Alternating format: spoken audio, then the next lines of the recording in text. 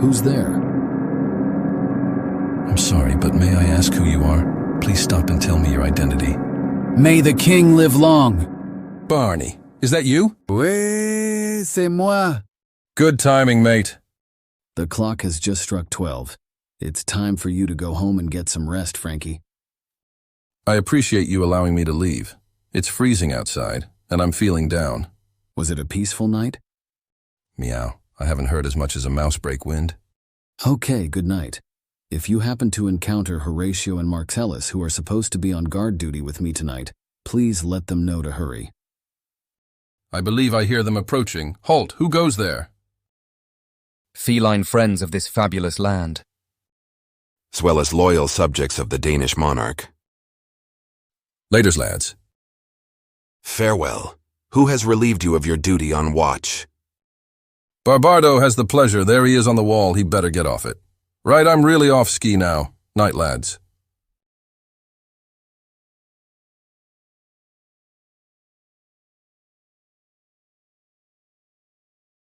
Hiya, Barney. Lol, Frankie just called you Barbado. Has he been drinking on the job, or is he confusing you with bravado? Lol. Good to see you, you mangy fur. Good evening. Did Horatio come with? kind of, in body at least. Welcome to both of you furballs. Hey, did you happen to see that thing again tonight? No, not at all. I wonder what it's up to. Horatio insists it's all in our heads, refusing to acknowledge the terrifying specter we've encountered twice already. That's why I've pleaded with him to join us on our watch tonight. If the ghost appears again, he can witness it firsthand and engage with it. Oh, that's absurd. It's unlikely to show up. Take a seat, and we'll recount once more the tale you're hesitant to accept, detailing what we've witnessed these past 2 nights. Well, let's take a seat and hear what Bernardo has to say. Last night, when the star west of the North Star had moved across the sky to its current position at 1 o'clock, Marcellus and... Hush, quiet, look! It's here again, see? Appearing as though the ghost of the departed king decided to make a fashionable comeback.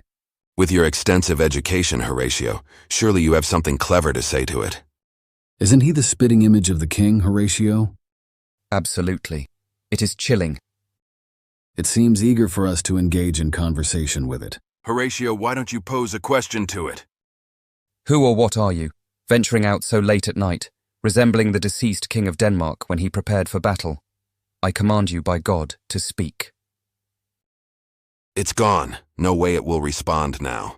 I wonder if he heard, do ghosts have ears? What's wrong, Horatio? You look pale and shaken.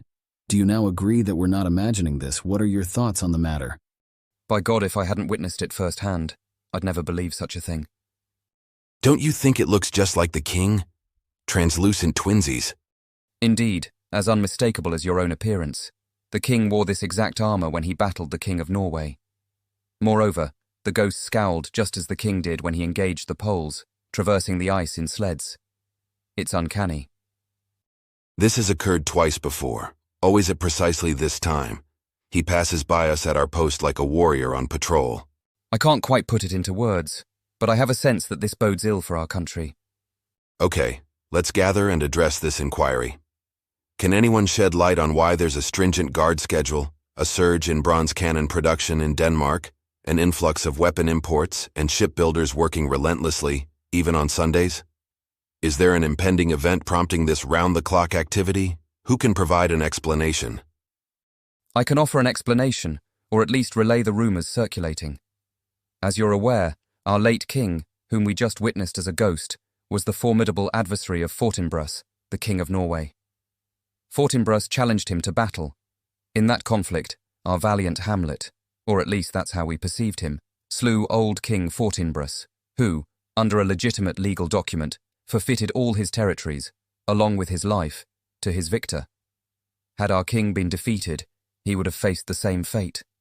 However, now the son of old Fortinbras, also named Fortinbras, also known as Fortinbras Jr., or Bra II by his mates, audacious and untested though he may be, has rallied a band of lawless ruffians from the outskirts of the country. Driven by hunger, They're eager to undertake the daunting task of reclaiming the lands lost by the elder Fortinbras.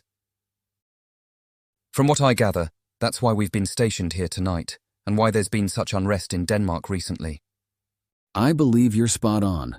That clarifies why the ghost of the deceased king would haunt us now, considering he instigated these conflicts. The presence of the ghost is indeed cause for concern.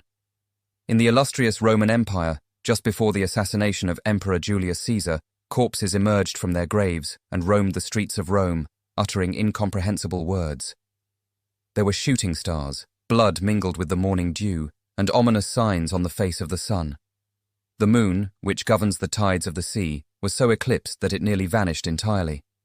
Similarly, we've experienced foreboding omens, suggesting impending disaster, as if both heaven and earth have united to forewarn us of what is to come. Hold on! Behold! It has returned once more. I'll confront it even if it's my final act. Remain here, you apparition!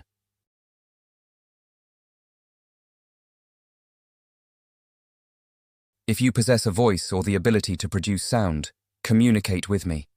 If there's any virtuous act I can perform to grant you peace and bring honor to myself, speak now.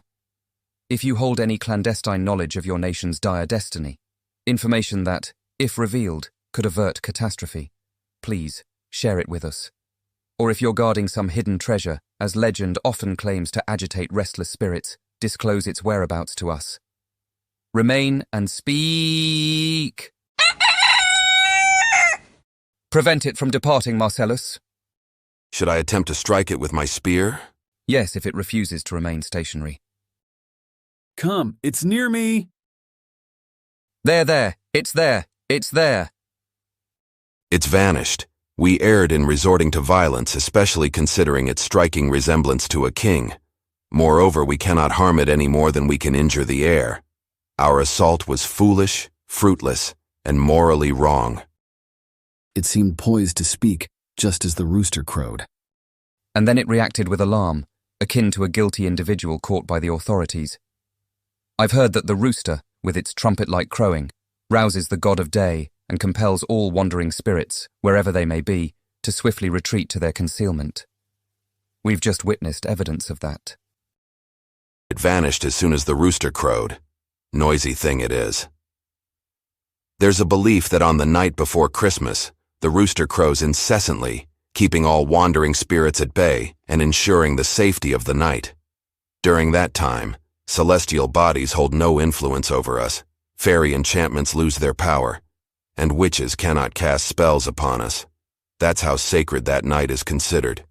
Yes, I've heard similar tales and find them somewhat credible. But behold, morning is dawning beyond that eastern hill, painting the sky with hues of red. Let's conclude our vigil and inform young Hamlet of what transpired tonight. I'm certain this ghost, which remains silent in our presence, will speak to him. Don't you agree that we owe it to him to relay this information, out of duty and affection? Let's proceed. I know where we'll locate him come morning.